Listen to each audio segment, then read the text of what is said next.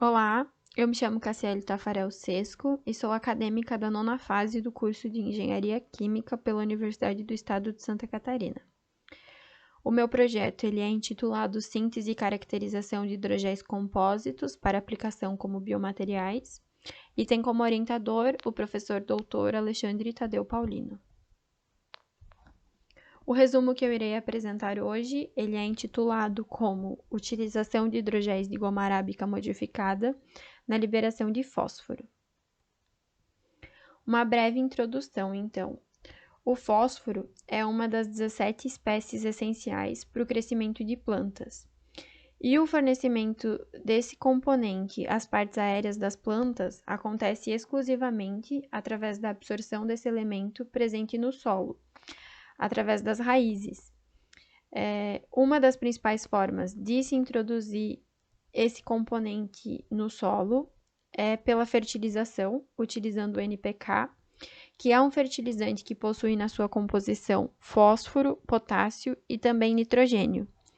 É desejável que a liberação do fósforo no solo ela seja realizada de forma controlada, para que não ocorra uma saturação e também para que as plantas possam absorver melhor os nutrientes.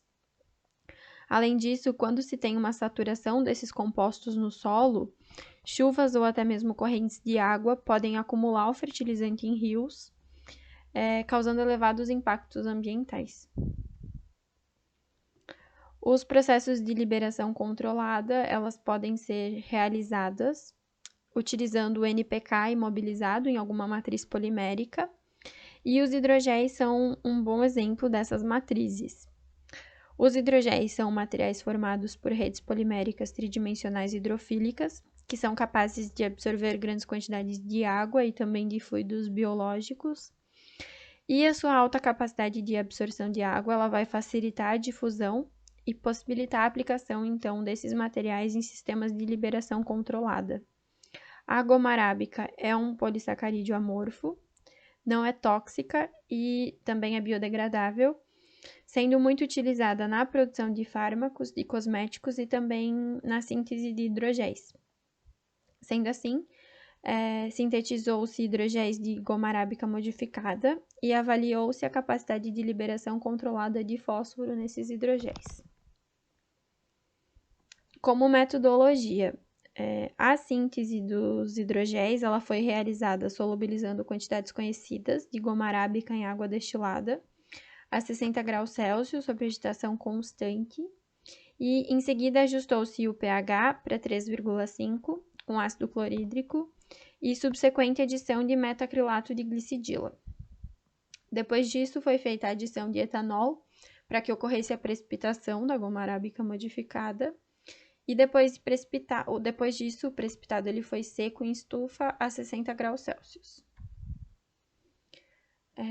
A goma arábica modificada seca foi dissolvida então em água, juntamente com acrilamida, persulfato de potássio e uma massa de 10% de NPK.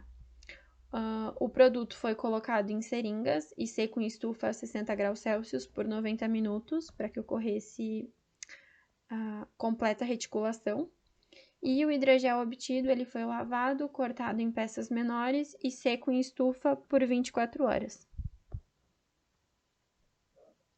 A liberação controlada do fósforo a partir dos hidrogéis ela foi realizada utilizando uma peça cilíndrica do material seco que continha o NPK, consequentemente o fósforo, e essas peças elas foram imersas em 100 ml de água destilada.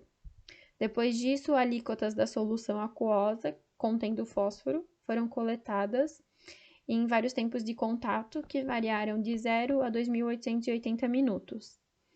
A concentração de fósforo em solução foi determinada utilizando um espectrofotômetro VVIS a 880 nanômetros.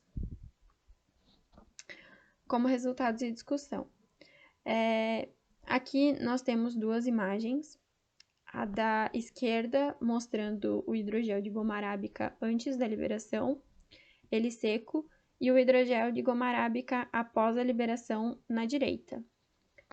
Com as duas imagens, a gente pode visualizar como houve o inchamento do hidrogel após a liberação, ou seja, como ele absorveu uma quantidade significativa de água e conforme vai ser apresentado posteriormente com os gráficos, como com o inchamento dele houve a liberação do NPK e do fósforo.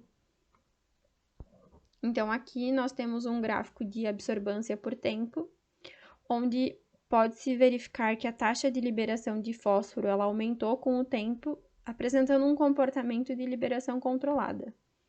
O equilíbrio foi obtido aproximadamente em 250 minutos, sendo que após esse tempo não se percebeu variações significativas de fósforo na solução.